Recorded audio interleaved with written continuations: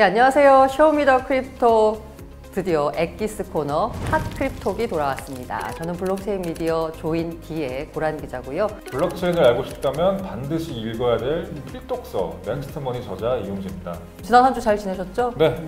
아주 핫 크립톡 반응이 뜨거웠고요. 모든 그 내용에 대해서 줄을 치면서 공부를 했다라는 제 지인들 반응이 있었는데 지인들만 그렇게 반응한 건가요? 지인들 반응이라도 감사하네요. 반응이라도 감사한 건가요? 네, 그렇습니다. 오늘도 이제 두 번째 시간이고요. 오늘 두 번째 시간은 제가 먼저 스크립트를 받아봤더니 굉장히 정말 관심이 가는 뉴스였습니다. 바로 넥슨의 창업자인 김정주 대표, 그 지난해인가요? 넥슨을 갑자기 매각한다고 발표를 해서 전 시장을 깜짝 놀라게 했었는데 이분이 그 다음 행보가 궁금했습니다. 도대체 뭘 하시려고 그러나? 라고 하는데 최근에 뉴스가 나왔죠? 네. 어떤 뉴스였나요? 최근에 넥슨의 김정주 창업자가 그 미국의 암호화폐 기관 투자자 전용 트레이딩 플랫폼 타곰이라는 회사의 투자자로서 참여했죠.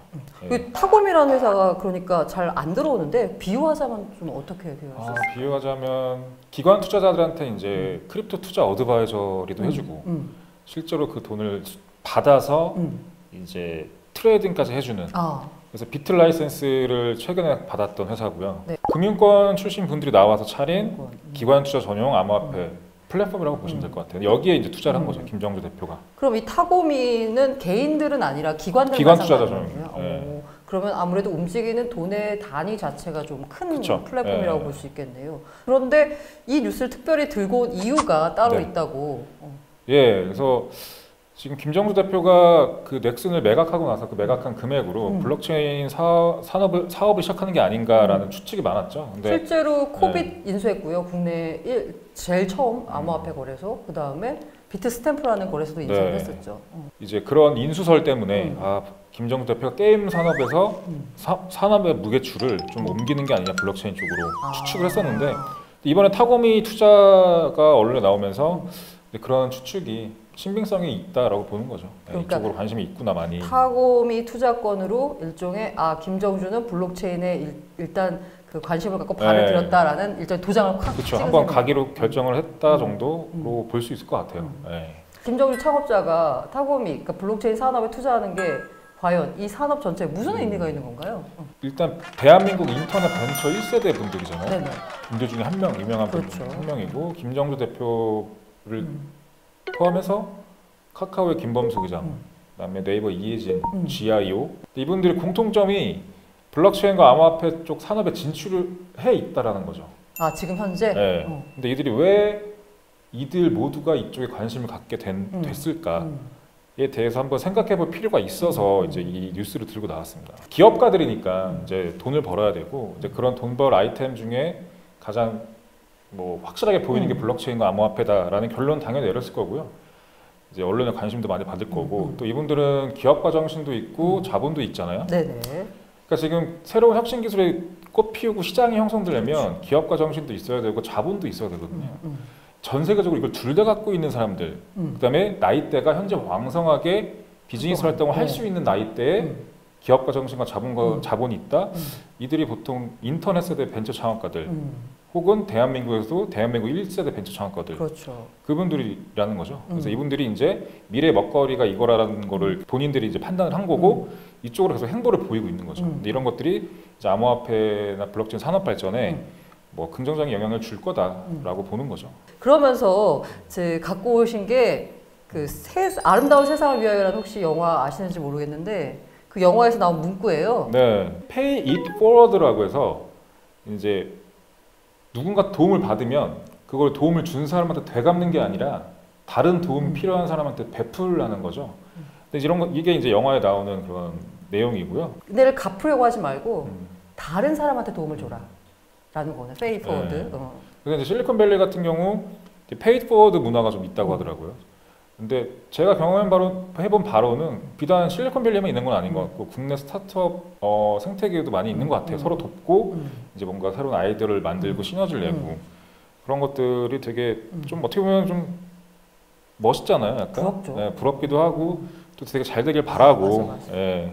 그런 것들이 저는 되게 좋은 문화라고 생각해요. 물론 이제 그 안에 다양한 산업 비즈니스적인 계산이 깔려 있긴 하지만 그래도 스타트업 업계에서 이런 것들이 있다라는 것들은 그냥 되게 훈훈하게 볼 필요는 있지 않을까. 실제로 카카오의 김범수 회장 같은 경우는 NHN을 나오면서 네. 이제 백인의 CEO를 양성하겠다라고 아예 천명을 했잖아요, 언론에. 네네. 근데 실제로 그거를 K큐브 벤처스라고 현재는 카카오 벤처스죠. 카카오 벤처스. 네네네. 카카오 벤처스라는 회사를 만들어서 이미 이제 그 공약을 이제 실천을 하셨더라고요. 그러면서 다양한 스타트업에 이제 모험 자본을 투자하고 또 그 와중에는 이제 블록체인 회사들도 몇 개 있었고요. 그 블록체인 회사가 바로 어딘가요? 뭐 테라도 있고요. 네네. 지금 스테이블 코인으로 유명한 테라도 있고 네네. 그다음에 증권형 토큰 플랫폼을 만드는 코드박스도 카카오 벤처스에 네네. 투자 받았고요. 두나무 같은 경우도 이제 카카오 벤처스 투자 받았고 두나무는 되게 의미 있는 게 맞아요. 모험 자본이 모험 자본을 낳고 있는 선순환 구조를 좀 보여주고 있는 사례죠. 그래서 카카오 벤처스 투자를 받은 두나무가 이제 업비트를 통해서 이제 올바른 거래 문화를 좀 확산시키고 거기서 실제로. 벌어들인 수익으로 또 두나무앤 파트너스라는 회사를 만들어서 또 투자를 블록체인 회사들이 투자를 하고 있는 상황이에요. 아마 그 펀드 조성한 게 한 1,000억 원. 천억을 목표로 하고 있다고 하더라고요. 그래서 굉장히 의미 있는 선순환 구조죠. 페이포워드 하는 거죠. 말 그대로. 기술이 아무리 있어도 이 기술을 발달시키려면 자본이 투입이 돼야 네. 되는데 바로 그 자본 투입은 금융기관이 하는 역할인 네. 거잖아요. 지금 현재 근데 우리나라에서 금융기관이 과연 이런 신기술 육성을 위해서 자본을 투입하고 있느냐라는 부분에 대해서는 약간 의문을 제기할 수밖에 없죠. 그 역할을 하는 게 이제 벤처 캐피탈들의 역할인데 소수의 벤처 캐피탈들과 아니면 이런 1세대 벤처 창업가들이 짊어지기에는 굉장히 큰 부담이다라는 거죠. 그래서 개인적으로는 전 금융권이 이제 이쪽에 관심을 갖고 모험 자본을 어떻게 하면 리스크 관리를 하면서 투입을 할 수 있을까에 대한 고민을 해야 된다. 근데 그거는 비단 벤처 캐피탈만 하는 게 아니라 보험사, 증권사, 운용사, 캐피탈 전부 다 해야 된다라고 생각하는 겁니다. 그게 워낙 중요한 문제, 국가 중대사기 때문에. 그러면 이제 우리나라 같은 경우는 이제 금융이 그런 역할을 제가 보기엔 제대로 하고 있지 않다라는 생각인데, 그럼 해외 같은 경우 특히 이제 그런 기술, 혁신 기술의 뭐 심장이라고 할 수 있는 미국 실리콘밸리 같은 곳에서는 전통 금융, 레거시 파이낸스 기관들이 그런 역할을 했나요? 벤처 캐피탈들이 먼저 시작을 했고요. 네네. 근데 지금 현재 보여지고 있는 움직임은 미국 같은 경우는 비단 벤처 캐피탈이 아니더라도 제도권 금융회사들이 다가오는 새로운 그런 블록체인과 암호화폐 쪽에 투입할 모험 자본들을 제도적으로 해결하기 위해서 금융 당국들하고 굉장히 많은 커뮤니케이션을 하고 있죠. 그러고 보니까 우리가 흔히 들어봤던 그런 금융기관들의 이름이 가끔 블록체인 씬에서 이렇게 자꾸 거론되고 있다라는 부분이 바로 이렇게 시도를 하고 있다라는 부분. 물론 그들이 돈을 벌기 위해서 하는 게 맞아요. 제일 가장 궁극적인 목표는 돈을 벌기 위해서예요. 근데 그 과정에서 이제 시장이 성숙되고 그리고 거기에 돈이 들어가게 되면 이제 기술과 돈이 만나게 되면 새로운 이제 거대한 마켓이 열린다는 거죠. 그런 의미에서 그 최근에 또 나온 뉴스 중에 하나가 금융자본이라는 측면에서 그 제일 보수적으로 운영하는 게 사실 대학교 기금이잖아요. 연금 같은 거. 그쵸. 근데 최근에 어떤 그 대학 기금이 제가 듣기로는 뭐 블록체인 관련 투자를 시작했다라는 부분을 봤는데, 다 잘 아시겠지만 예일대학교 같은 경우 작년에 이미 했었고 이미 이제 암호화폐나 블록체인 회사에 투자하는 벤처 캐피탈 펀드에 자금 집행을 했었죠. 재밌는 거는 최근에 하버드 대학교에서 실제로 토큰 세일즈, 프라이빗 토큰 세일즈에 참여를 했어요. 블록스택이라는 쉽게 말해 ICO에 그렇죠, ICO를 한 거죠. 근데 ICO의 프라이빗 ICO에서 기관으로 하버드 대학교 기금이 참여한 거죠. 토큰을 직접적으로 투자한 최초의 대학 기금이 된 거죠. 하버드. 앞서서 예일대는 그 회사에 투자하는 거라면, 펀드에 투자한 거라면 여기는 정말 ICO에 본인이 직접 참여한. 본인이 돈 주고 토큰을 사온 거죠. 저는 하버드가 ICO에 참여했다, 프라이빗 ICO에 참여했다는 얘기를 들으면서 우리나라 그럼 대학 기금들은 주로 뭐 하는지 아세요? 채권? 5월 부동산 투자하고 있습니다. 그렇죠. 네. 부동산이 최고죠. 그래서 좀 약간 정말 이렇게 비교가 되는데, 어떻게 보면은 대학이라고 하는 곳이 혁신의 그런 씨앗을 만든 인재를 양성하는 곳이잖아요. 그런 측면에서 이렇게 혁신 기술에 연결이 되는 ICO에도 참여하는데, 우리는 어떻게 보면 이 부동산이라고 하는 이미 있는 재화를 가지고 거기서 그 지대를 노리는 이런 수익을 추구하는 모습, 약간 비교되긴 하네요. 혁신 기술과 모험 자본은 무조건 붙여야 돼요. 그러니까 이거 어떻게 붙이느냐를 거의 국가적인 차원에서 고민을 해야 됩니다. 왜냐면 지금 역사적으로도 우리가 너무 많이 봐왔잖아요. 미국. 근데 이걸 잘 붙이는 나라가 미국이에요. 그래서 이걸 붙이기 위한 다양한 시도가 미국에서부터 출발하는 이유가 그겁니다. 얘네는 해봤기 때문에. 다 미국에서 있어요. 예. 뭐 핸드폰도 마찬가지, 컴퓨터도 마찬가지, 다 미국에 있죠.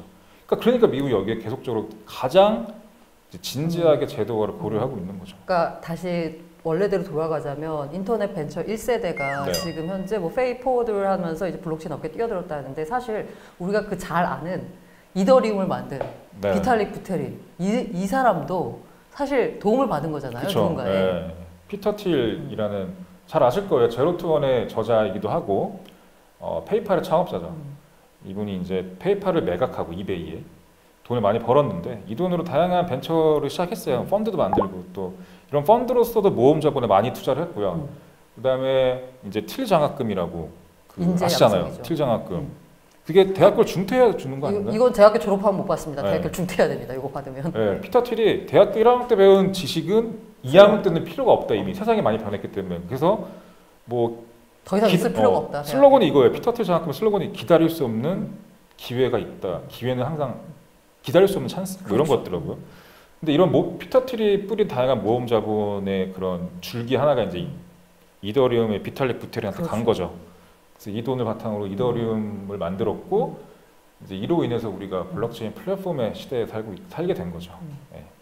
그래서 오늘은 이제 그 넥슨 창업자인 김정주 대표의 이제 이 블록체인 업계에 투자를 바탕으로 해서 인터넷 1세대들이 어떻게 블록체인 산업에 뛰어드는가, 그리고 또 모험 자본이 어떻게 기술과 만나서 새로운 혁신으로 나아가는가에 대한 얘기를 짚어봤고요. 다만 안타까운 점은 오늘 얘기를 들으면서 다 이게 미국, 남의 이 그렇죠. 미국, 홍콩, 싱가포르, 뭐 스위스 막 그런 얘기들이에요. 남의 나라 얘기라서요. 우리나라에서도 좀 이런 일이 벌어졌으면 좋겠습니다.